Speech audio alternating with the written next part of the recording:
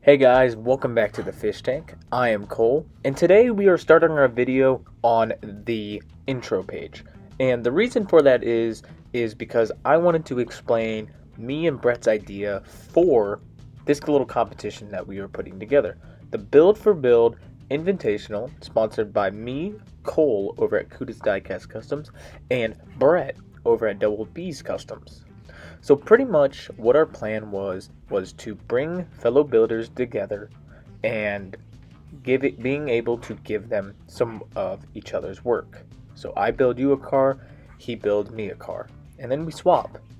And it's just something to give back to the community and to show how much we care for each other, and possibly even making a new friend. Also, I wanted to go over the rules real quick so everyone will understand what's going on in the video, because knowing me, I was just rambling on and I didn't really explain the situation of the build, and that's my bad. But let's go over the rules right now.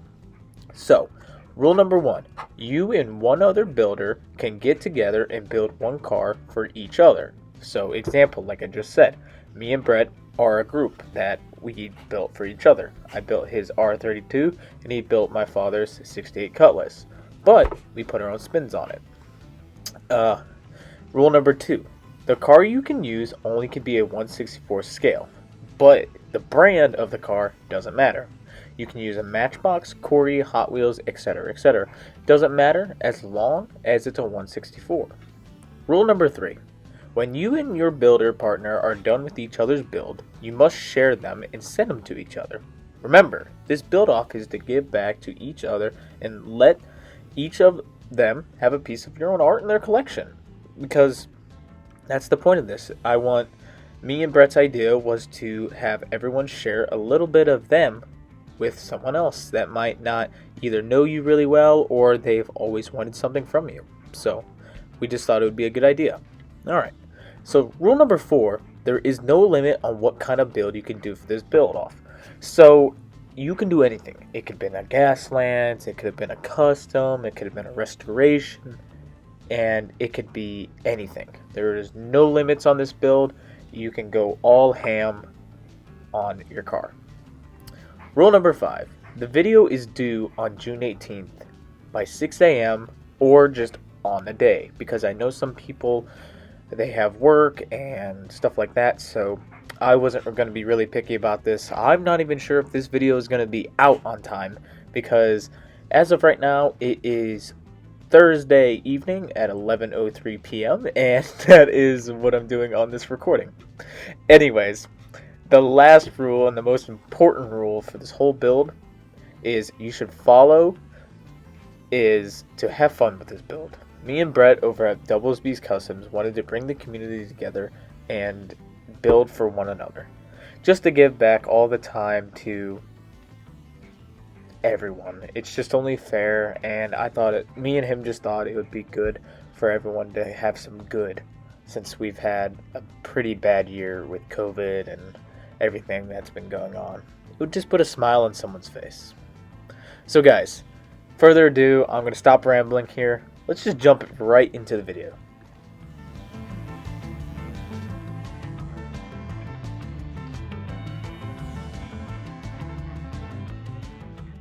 As always guys, don't forget to hit that subscribe button. Also, hit that bell to be notified for future videos. Hey, what is up guys? Welcome back to the Fish Tank. I am Cole, and today is finally the day. The day for the Build for Build Invitational, sponsored by me and Double B's Customs. The car we are going to work on today is this premium R32 Nissan Skyline. And as said in the intro, we are building Brett's car, but with a twist. Let's jump into it so you guys can figure out what I'm doing. I hope you enjoy. Hey guys, welcome back to the Fish Tank, and today, as said in the beginning of our video, we are working on this GTR R34 for me and Brett's Build for Build Invitational. And today I am building this R32 because I have a plan on replicating Brett's own personal R32. Picture will be right here of the car. So what I did already was I did my first ever tapping job. Well, second. And the only one I really did okay on was the back. The front could probably use some work. So Brett, I am sorry that I had to use your car as a guinea pig. So what I'm going to do here first is, if it bites, is get these undone. Maybe. Okay, after that delay, I did get the screws out. The one was sticking and I got to replace it because I think it's stripped. So what I'm going to do before anything else, I'm going to take our little R32 apart here. And it's a very simple casting. Before I go any further, guys, I want to thank Chuck over at Flying Valiance for providing me this car for this build. Dude, I really appreciate it, and I still owe you one. So whatever you need, I am still looking, and I'm going to be sending you some cool stuff. Anyways, back to the build. So our casting is very nice. As I said, I tapped and drilled out our posts already. The base is going to need to be stripped of this red because Brett's car is silver. But I plan on keeping these wheels because after looking at his, these are actually pretty close. I was going to order some, but I decided not to. Alright, after painfully taking these wheels off, I used the burr tool and I grinded them off. Went a little deep over here, but I plan on sanding this down as best as I can. So what I plan on doing now is these cars are ready for the stripper, but first I want to get my wire brush on this clear coat because this is a premium casting, so the clear coat's a bit thicker, so I really want to get under it. So what I'm going to do is just scuff it up a little bit like this and kind of just make it look like that so it's under that paint. And once it's like that all over the car, then we can move on to getting this to the paint stripper, and it should come off pretty darn easy. Well, you would hope. So my plan for this car is I'm replicating Brett's car, but I'm putting a Cuda's Diecast Customs twist to it. So I'm not going to do a simple restoration. I'm going to put a Cole's Law twist to it. Alright, after taking a couple minutes to finish scuffing up this paint, as you see here, this car is more than ready for the hot tub, and that's good. We also did take the time to do the base here because we do not want to have a red base with the silver car. I don't think that would look right, and also I don't think Brett would really appreciate it. Also, guys, right before we do dunk this quickly into the chum bucket here, I would like to thank everyone who took part into this invitational. I know it was kind of last minute at the beginning of May, but I am very grateful for the amount of people that actually took part. If I know correctly, I think it's around 10 people, but I might be wrong about that. Remember, if you did take part in this build, please email me at Cuda's Diecast Customs, CudaCole@gmail.com, and please send me a picture of your car, your build partner, and make sure they send me a picture of their car as well. I want to make a recap video after all these videos are posted. Thanks, guys. So I'm going to grab my snips here. And if you all know, these are normally my paint snips, but now they're my Duncan snips. So I got my chum bucket right here, and we're just going to quickly give it a quick dip, swirl it in there. Make sure you cover it. Dump off that excess. And then the hot tub's going to be used for good today. And then we're going to do the exact same thing with the casting. So I'm going to dunk her in. Maybe. We'll see if she'll actually get in. Nope, she'll fit. And then we'll swirl it around.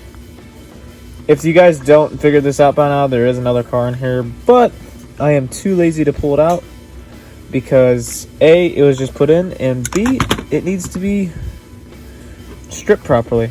and I accidentally just dropped that. So, didn't want to make a mess, but of course, knowing me, I did. Ooh, look what we got here. So, after letting this R32 sit, it is all ready to be stripped. I think all this is going to come off. Let's see how nice this is going to be. Let's zoom in on that. Ooh. That's coming off actually really nice. This is actually really fun to do. And believe it or not, you can tell that they use better paint on these premium castings than they do on, say, like a regular casting like this. You could feel it. It's just heavy. But that's good to know, because you know that when you do purchase one of these kind of castings, you're getting your money's worth, I would say. Anyways, guys, so I let this car sit for a day, and obviously you can tell right now, doing a really bad job on keeping this on the camera, but hey, we live and we learn. If we don't make mistakes, not human. I like how the insides of them always come off easier than the outside. I think it's because they don't clear coat the insides of these. I think I'm actually right about that. They don't clear coat the inside of these. So yeah. So I'm gonna go clean this up in the sink, and we'll be right back. So after taking a minute from the sink, this is what we got, and it did not strip as good as I thought. So my plan is, I am going to, believe it or not, I'm gonna scuff this up a little bit more, and then we're just gonna throw both of these back into the stripper, because this is gonna be a pain in the butt. And believe it or not, Brett himself warned me that this would happen if I don't do this correctly, and I thought I scuffed it up enough, but I guess I really didn't. So I'm gonna grab the chum bucket again, and they're going for another dip. Let's move on to paint. Cuda's Diecast Customs. We'll be right back. Here is a word from our sponsor. This video is sponsored by Hobbytown. Hobbytown is an awesome hobby store where you can find all your hobbies' wants and needs. They provide everything from your tools and supplies to an awesome variety of paints, from spray paints to paints for your airbrush. To find your local Hobbytown, you can go to www.hobbytown.com to use the store locator at the top center of the homepage to find the closest store near you. Again, the website to use is www.hobbytown.com. Remember, we make your free time awesome. So this might look alarming, but I didn't do much of a change. So if you remember at the beginning of the video, I wanted to make Brett a half and half car. One half fully restored, and the other half looking rusty and crusty. But since I didn't have the correct color that I wanted to use for his car, I decided to give him a full-out Cole's Law car. So in the next clip that you see, I'll be explaining what I'm doing, and then after that we're going to follow Jay's tradition over at Jay's Diecast Creations, and we are just going to show some pictures, and I'm going to explain what's going on. It was more for time, and I really ran out of it, and I apologize if the second half of this video isn't as good as normal. But I hope you guys still enjoy. Thank you. Alright guys, so here is our R32, and in the video guys, if I say R34, that's my bad. I like those a little bit better, but the R32s are still cool, especially Brett's. He has a very beautiful car. Anyways guys, before we get into the nitty gritty, literally, with our rust powders, I gotta do details. So the plan is, I'm gonna do details on the lights here, the grille, the handles, our rear lights, and our spoiler. So, further ado, let's get into it. Or not, I decided to strip this car again, and I wanted to get rid of the handles, and that's exactly what I did, as you see here. And then I decided to take my drill and drill out one side of the rear taillights, as you see in the second picture. And then, once we did all that, we moved on to the primer stage again and reprimered the whole car like you saw in the clip. And then we did our details. So what I decided to do was the headlights, and then the tail lights, the one set, of course. And then we decided to do the black accents in and on the driver's side door and the spoiler and the front bumper, as you see there. So once we complete all that, we're going to move on to rust powders and then our final assembly. Alright, after painting and detailing this car out, now I just finished up right before clear coat the weathering stage. Time permitted, I sadly couldn't show it because I was impatient, and honestly work took over and I had to just show it. I apologize to any of my viewers that like me showing the the process. Next time we do a build like this, I will make sure to show that process. So guys, before we wrap into this final assembly stage, as you see here, I would like to thank everyone and Brett who took part in this little build off that me and Brett put on. To be honest, I didn't think many people would do it, but if I remember correctly, I think there is 10 to 15 builders that actually took part in this build for build invitational, and I appreciate all you guys. And if you guys do or don't mind, please put your names and your partner's name down in the comments so I can email you all and I can get pictures and video links so I can make a recap video once we are all complete. I would really appreciate that, guys, and I appreciate everyone who did take part. So thank you again. Alright, so let's jump to that final assembly stage. So let's just move past this stuff. So interior, very simple. As always, it just depends on the build. This one, I didn't do a custom interior on anything, but this is kind of cool to see that it actually kind of does have a steering wheel. So that's kind of interesting. And our glass is very simple. It's a faded matte glass. Nothing fancy, but still cool. So our main culprit, our casting. So this thing actually turned out pretty sweet.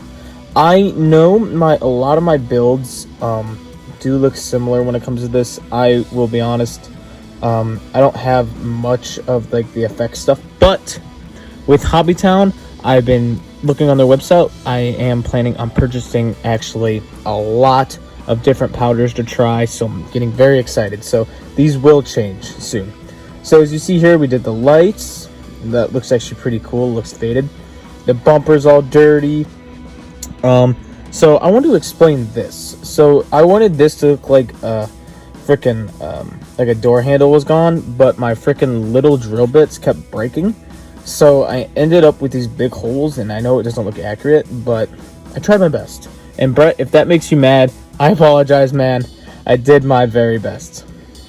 And then back here, as you see here, like I said, we took the rear taillights out on the one side.